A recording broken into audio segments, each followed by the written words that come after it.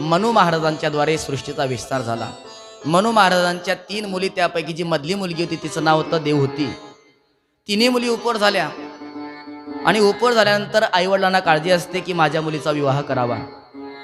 मधल्या मुलीचा विवाह कोणाबरोबर करावा असा विचार करत होत असताना अचानक डोक्यामध्ये विचार आला की आपली जी मधली मुलगी आहे, ही मधली मुलगी आपण कर्दम ऋषींना देऊन टाकू।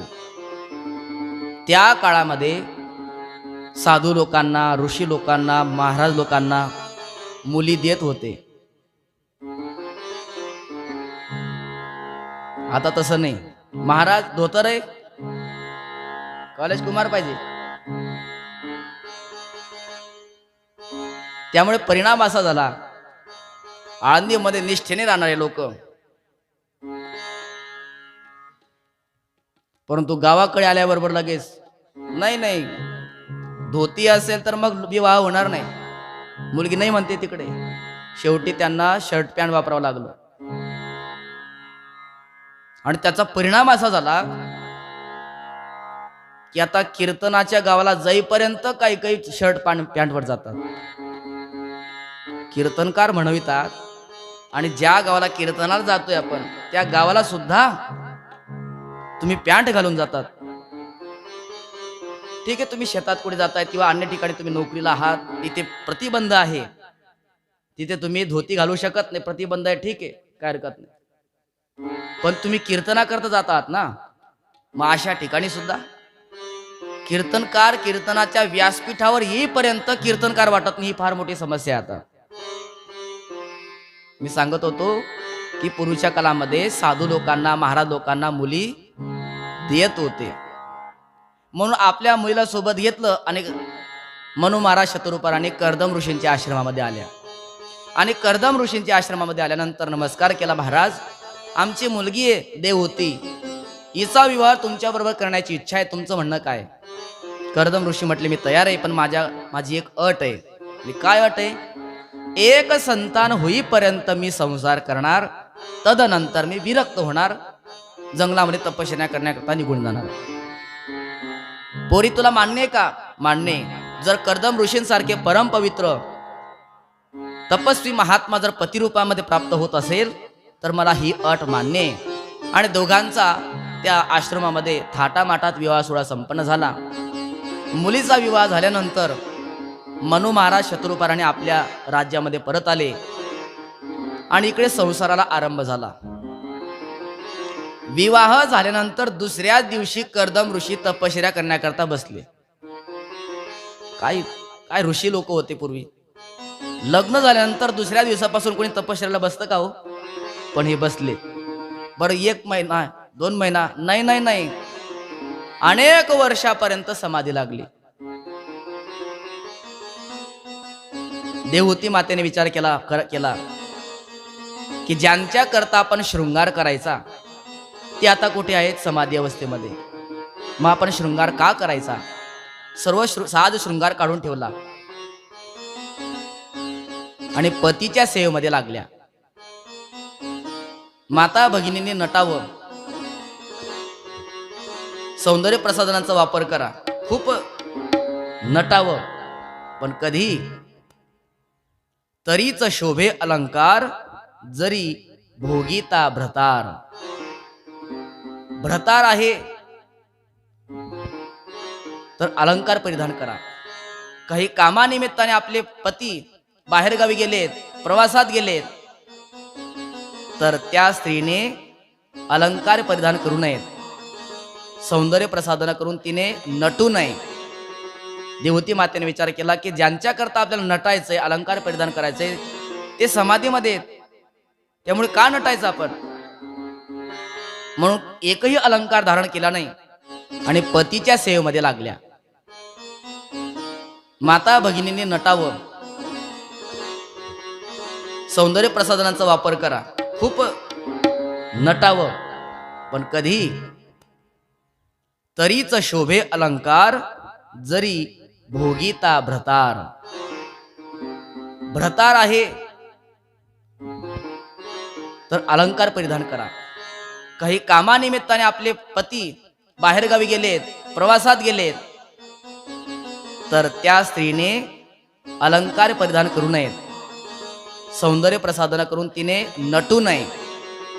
देवती मातेने विचार केला की ज्यांच्याकरता आपल्याला नटायचंय, अलंकार परिधान करायचंय, ते समाधीमध्ये आहेत, त्यामुळे का नटायचं आपण? म्हणून एकही अलंकार धारण केला नाही. पतीच्या सेवेमध्ये हजारो वर्षापर्यंत समाधी लागली आणि समाधीचं उत्थान झाल्यानंतर हेही विसरले की आपला विवाह झाला होता. एक स्त्री कोणीतरी आपल्या पुढे सेवा करते, हे देवी कोण आहात आपण? म्हटले महाराज, मी तुमची पत्नी आहे, तुम्ही माझे पती आहात. म्हणजे माझं लग्न झालंय? हो, हजारो वर्षापूर्वी आपलं लग्न झालं होतं. मला विश्वास बसत नाही. लगेच देवहूती माता गेल्या घरामध्ये, कपाट उघडलं आणि 1000 वर्षापूर्वी छापलेली पत्रिका काढली. हे बघा, चिरंजीव कर्दम ची सौका देवहूती यांचा शुभविवाह. मग ते आठवलं, बरोबर, तू मनुपुत्री आहे का? मानवी आहेस का? अरे वा वा वा. स्त्रियांचं सर्वात जास्त प्रेम असतं आपल्या शरीरावर, पण तू शरीराकडे दुर्लक्ष केलं. सौंदर्याचा कधी अभिमान न बाळगता तू स्वतःच्या शरीराची काळजी न घेता माझी सेवा हजारो वर्षापर्यंत केली. तुष्टोहम, मी तुझ्यावर प्रसन्न आहे.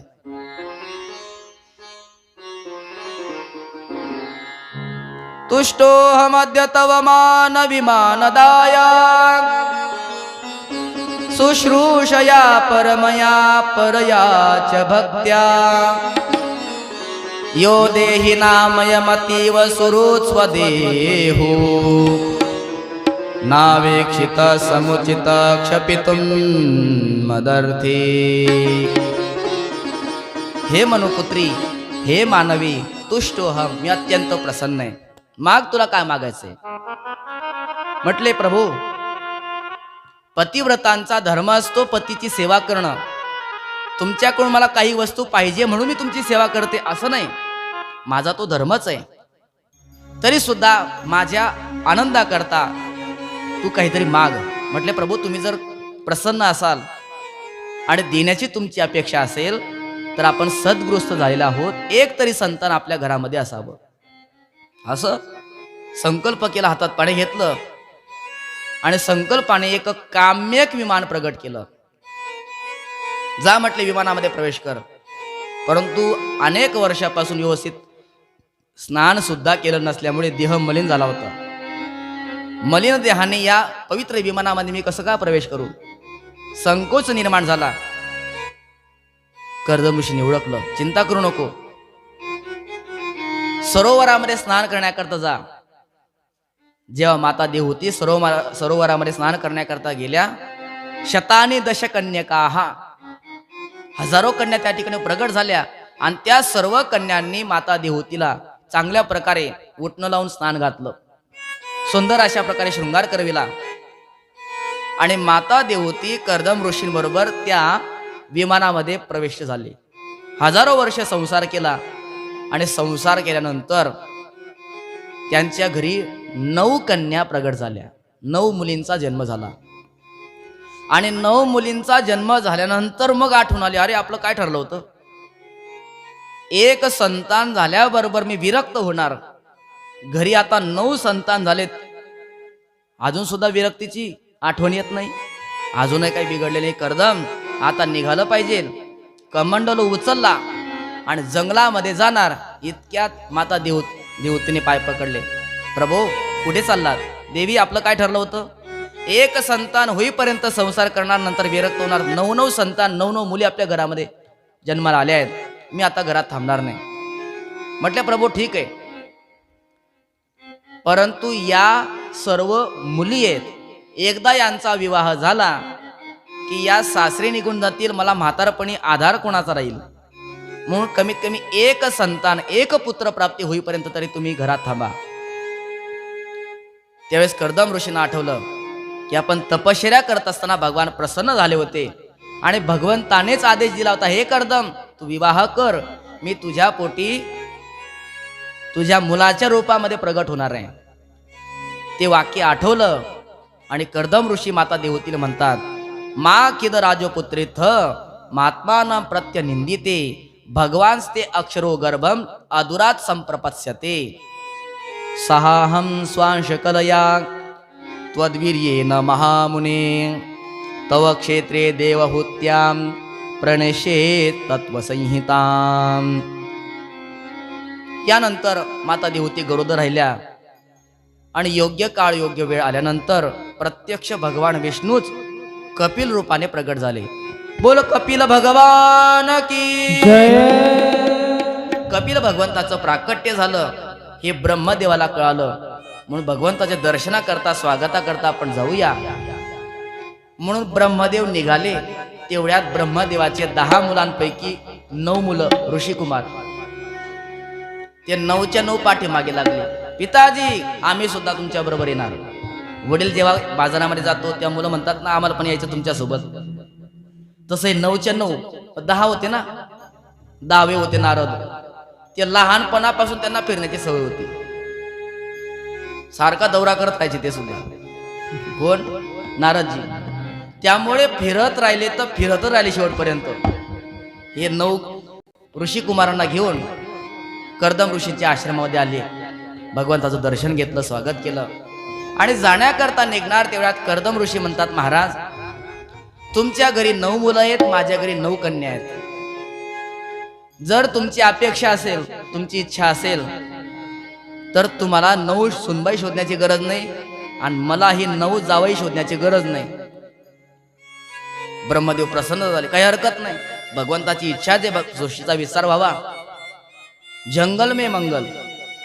त्याच कर्दम ऋषींच्या आश्रमामध्ये मोठ्या थाटात अत्यंत सोहळ्यामध्ये कर्दम ऋषींच्या 9 मुलींचा विवाह ब्रह्मदेवाच्या 9 मुलांबरोबर झाला.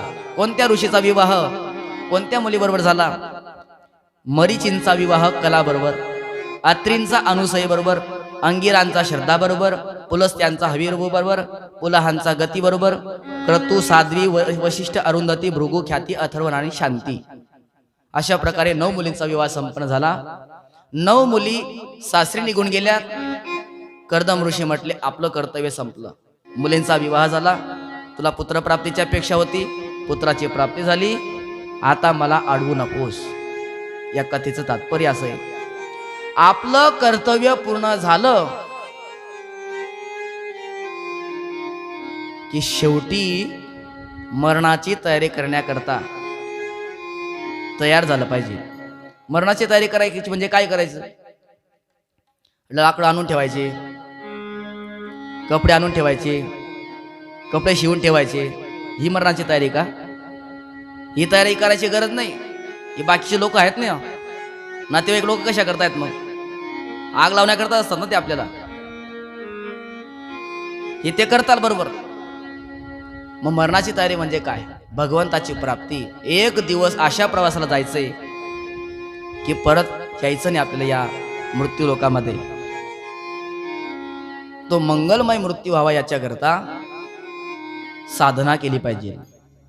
म्हणून तर म्हणतात ना 0 ते 25 पर्यंत ब्रह्मचर्य आश्रम आणि 26 ते 50 पर्यंत गृहस्थ आश्रम. एकदा 50च्या पुढे गेला की आपलं वय आपल्याला सांगतं बस. ऐकलं का? आता वनाचे संकेत देतात ते. आता तू बाबा झाला, बस झाला. आता वनामध्ये जा आणि एकांतात जाऊन भगवंताचं भजन कर. पूर्वीच्या काळामध्ये 4 आश्रम होते, पण आता कलियुगामध्ये तो आश्रम नाही राहिला. कोणता? वानप्रस्थ आश्रम. घरीच राहा, ठीक आहे, पण घरी राहून घर मात्र अंतःकरणात ठेवू नका. माणसाने संसारात राहावं. नाव्याने कुठे राहावं? नावेची शोभा कुठे? नावेची शोभा आहे पाण्यात. नावेने पाण्यावर असावं, पण नावेमध्ये पाणी नसावं. तसं आपण संसारामध्ये राहावं, पण अंतःकरणात संसार नसावा.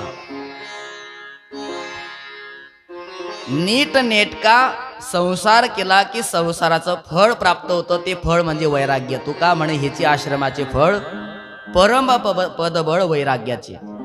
तुकोबारांनी नीट नेटका संसार केला, परिणाम वैराग्य प्राप्त झालं. आणि वैराग्य प्राप्त झाल्यानंतर तुकोबाराय म्हणतात, विटले हे चित्त प्रपंचापासून वमन ते मनी बैसलेसे. कर्दम ऋषीने सुद्धा नीट नेटका संसार केला, त्या संसाराचं फळ वैराग्य प्राप्त झालं. आणि वैराग्य प्राप्त होऊन कर्दम ऋषी वनामध्ये निघून गेले. याला म्हणतात खरं वैराग्य. नाहीतर वैराग्य वेगळं आणि वैताग वेगळा. काही काही लोक घराचा त्याग करतात वैराग्याने आणि काही काही वैतागाने. घर में हुई खटपट, चल बाबा के मठ पर. खटपट झाली, मठ आठवतो. मुलगा ऐकत नाही, सुनबाई ऐकत नाही, कोणी आपलं लक्षात घेत नाही. मग म्हणतात, महाराज तुम्ही कोणत्या दिंडीमध्ये जाणार आहे, आम्हाला पण सांगा बरं का. कधी 70व्या वर्षी, जेव्हा गुडघे चालू देत नाही, दात पळून गेलेले असतात, राम राम म्हणता येत नाही, लांब लांब. राम पण म्हणतो तू आता लांबच राहा. जेव्हा तुला यायला पाहिजे होतं तेव्हा तू आला नाही, तेव्हा तू माझ्यापासून लांब राहिला, आता तू लांबच राहा. प्रतिकूल अवस्थेमध्ये कोणालाही वैताग निर्माण होतो, परंतु अनुकूल परिस्थितीमध्ये घराचा केलेला त्याग योग्य वेळेला सर्व कर्तव्य पूर्ण झाल्यानंतर त्याला म्हणतात वैराग्य. कर्दम ऋषींनी घराचा त्याग केला, जंगलामध्ये गेले. आता घरामध्ये दोनच जण, माता देवहूती आणि कपिल भगवान. एके दिवशी माता देवहूती कपिल भगवंताकडे आली आणि म्हटले, प्रभो मी असं ऐकलंय की तुम्ही साक्षात नारायण आहात. म्हणे हो आहे, मी साक्षात विष्णूचा अवतार आहे. म्हटले मग प्रभू माझ्या एका प्रश्नाचं उत्तर देणार का, विचार आई. देवहूती माता म्हणते, प्रभू मी जगामध्ये अत्यंत दिव्य असणाऱ्या भोगांचा उपभोग घेतला, दिव्य विषयांचा मी भोग घेतला. सामान्य स्त्रीच्या भोगाची कल्पना सुद्धा करू शकत नाही, एवढे दिव्य भोग मी भोगलेत. पण एवढे दिव्य भोग भोगून सुद्धा माझ्या मनाची तृप्ती का होत नाही. निर्विना नितरा भूमन असत इंद्रिय दर्शना येन संभाव्यमानेन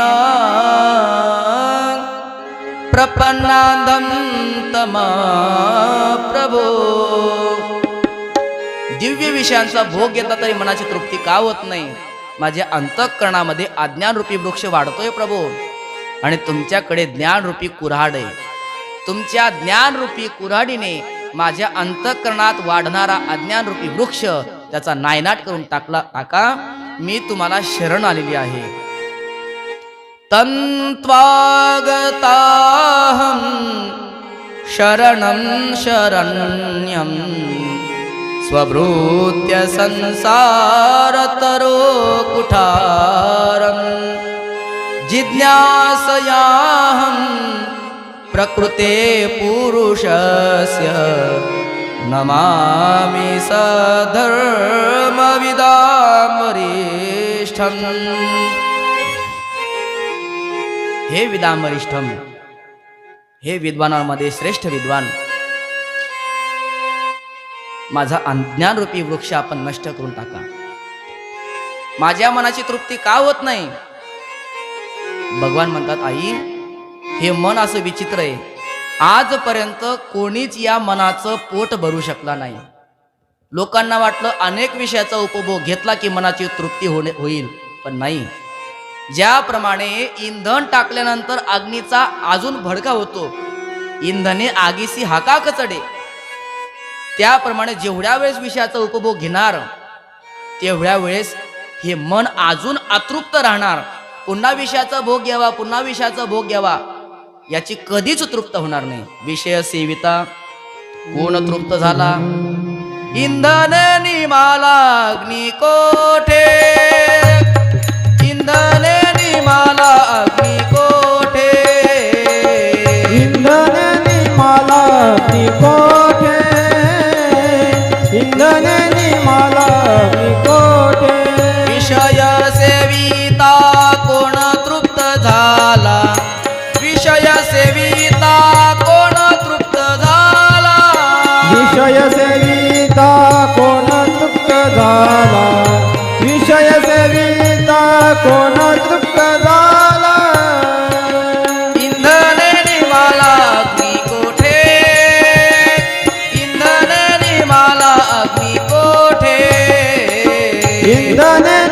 मालग्नि कोठे इंद्रनेनी मालग्नि कोठे. म्हणून जेवढं विषयाचं सेवन करणार तेवढं अधिक याच्या अंतःकरणामध्ये हा वाढेल. म्हणून आई तू विषयांचा त्याग कर. विषयाविषयी आसक्त असणारं मन बंधनाला कारणीभूत ठरतं आणि निर्विषय असणारं मन मुक्तीला कारणीभूत ठरतं. मन एव मनुष्याणां कारणं बंध मोक्षयो बंधम विषयासक्तो मुक्ते निर्विषयं मनः. म्हणून तू अंतःकरणातून विषयाची अपेक्षा वासना काढून टाक. कसं शक्य आहे? अनेक जन्मापासून या मनाला विषयाचा उपभोग घेण्याचे संस्कार आहेत. कसं काय ते टाकू शकेल? मग आई विषयाचा त्याग करून तू तुझं मन भगवान परमात्म्याच्या चरणाकडे लाव. कसं लागेल ते? चंचल मी म्हणा कृष्ण. चंचल असणारं माझं मन विषयाकडे धावतंय. ते विषयाकडे परामुख होऊन भगवंताच्या चरणाशी सन्मुख होईल तर कसं काय? मग आई एक उपाय सांगतो. ज्यांचं चित्त देवाच्या चरणाकडे लागलेलं आहे अशा संतांची तू संगती कर. काय होईल? सतां प्रसंगान मम वीर्य संविदो भवन्ति हृत्कर्ण रसायना कथा तज्जोषणादाश्वपवर्गवर्त्मनि श्रद्धारतिर्भक्तिरनुक्रमिष्यति. जर तू संतांच्या संगतीमध्ये गेली तर संत काय करतील? माझे गुणानुवाद तुला ऐकवितील, माझी कथा करतील. ते कथा तुला ऐकण्याकरता मिळेल आणि माझी कथा ऐकून ऐकून तुझ्या अंतःकरणामध्ये माझ्याविषयी श्रद्धा निर्माण होईल. माझ्याविषयी श्रद्धा निर्माण झाली की तू माझी भक्ती करू लागशील. माझ्याविषयी प्रेम निर्माण होईल आणि प्रेमाने भक्ती केली की मी लवकरात लवकर प्रसन्न होत असतो. अगोदर श्रद्धा, नंतर रती. रती म्हणजे प्रेम आणि नंतर भक्ती. श्रद्धा रतिर्भक्ती अनुक्रमिष्यति. देवती माता म्हणते ठीक आहे तुझं म्हणणं, संतांची संगती करावी, पण बाह्य लक्षणाने युक्त संत पाहिला आणि मी त्याच्या चरणावर माझं जीवन समर्पित केलं आणि तो संत साधू नसून तो जर भोंदून निघाला मग माझं गेलं काय आयुष्य? बर्बाद झालं की. मी श्रद्धेने साधूकडे जायचं आणि तो जर राम रहीम निघाला तर मग कसं व्हायचं? आयुष्याचं वाटोळ होईल ना. मग आई त्याच्याकरता मी तुला संतांची लक्षणं सांगतो. कपिल भगवान आपल्या मातेला 5 लक्षणं सांगतात संतांची. आई हे 5 लक्षणं तुला जिथे दिसतील ना, डोळे बंद करून श्रद्धा ठेव, ते खरे संत असतील. कोणती संतांची लक्षणं? तितिक्षवः कारुणिका सुहृद सर्वदेहिनां अजात शत्रवः शांता साधव साधुभूषणा.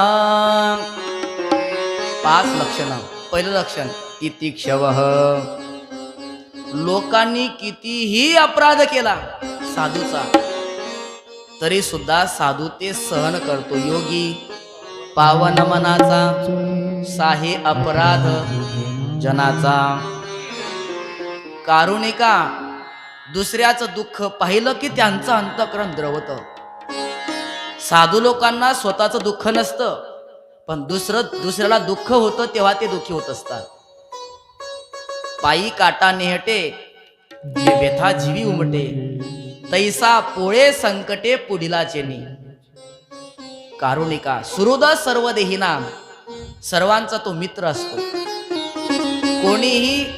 कोणालाही तो शत्रू मानत नाही. भलेच ईर्ष्येपोटी एखादा मनुष्य त्याला शत्रू मानत असेल, पण तो साधू मात्र कोणाला शत्रू मानत नाही. अद्वेष्टा.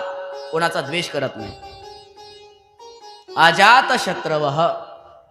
कोणालाही शत्रू मानत नाही. शांता परम शांत असतो. आनंद जीवनामध्ये निर्माण झाला तरी आनंदाने सुखी होत नाही, आणि डोंगरा एवढं दुःख कोसळलं तरी त्या दुःखाने दुःखी होत नाही. तुकोबारांच्या जीवनामध्ये केवढे दुःखाचे प्रसंग ओढवले. पत्नी मरण पावली अन्न अन्न करता करता, मुलगा मरण पावला तरी तुकोबारांच्या अंतःकरणावर दुःखाचा लवलेश देखील उमटला नाही. बरे झाले देवा, निघाले दिवाळे. स्त्री एक अन्न अन्न करिता मेली, बाईल मेली मुक्त झाली तुकोबाराय म्हणतात. पोर मेले बरे झाले, देवे माये विरहित केले. सुखाने सुखी होत नाही, दुःखाने दुःखी होत नाही, परम शांत असतात. आई, हे 5 लक्षण दिसले. सुख दुःख समान सकळ जीवाचा कृपाळ. सुख दुःख समान सकळ जीवाचा कृपाळ. सुख दुःख समान सकळ जीवाचा कृपाळ. सुख दुःख समान सकळ जीवाचा कृपाळ. ज्ञानाचा उद्बोध भक्ती प्रेमाचा कल्लोळ. ज्ञानाचा उद्बोध भक्ती प्रेमाचा कल्लोळ.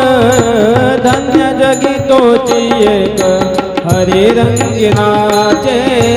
धन्य जगी तोची एक हरी रंगिनाचे. ज्ञानाचा उद्बोध भक्ती प्रेमाचा कल्लोळ. ज्ञानाचा उद्बोध भक्ती प्रेमाचा कल्लोळ. धन्य जगी तोची एक हरी रंगिनाचे. धन्य जगी तोची एक हरी रंगिनाचे. सुख आणि दुःख या दोन्ही स्थितीमध्ये जो समान असतो, अशा संतांची संगती कर. म्हणजे बाळा, संतांचे काही प्रकार असतात का? म्हटले हो आई, संतांचे सुद्धा 4 प्रकार आहेत. एक प्राकृत भक्त, दुसरा मध्यम, तिसरा उत्तम, आणि चौथा आहे उत्तमातील उत्तम, माझा प्रिय भक्त. प्राकृत भक्त कशाला म्हणतात? जो फक्त मंदिरातच देवाला पाहतो, मंदिरामध्ये असा भजन गातो, असं वाटतं जसं काय देवाला प्रसन्न करून घेतो की काय लगेच का. पण मंदिराच्या खाली उतरला की याची टोपी त्याच्या डोक्यात, त्याची याच्या डोक्यात, सर्वांना लुबाडतो, लुटतो. तो फक्त मंदिरातच देवाला मानतो, बस. हा झाला प्राकृत भक्त. दुसरा मध्यम, हा मंदिरातही देवाला मानतो आणि साधू लोकातही देवाला मानतो, बस. बाकी लोकांना तर मग भेटला की कापतोच, म्हणजे लुबाडतोच त्याला. हा झाला मध्यम. पण माझा उत्तम भक्त कशाला म्हणतात? शुनी चैव शोपाकेच पंडिता समदर्शना. मूर्तीतही देवाला मानतो, साधू लोकातही देवाला मानतो, आणि सर्व चराचरामध्ये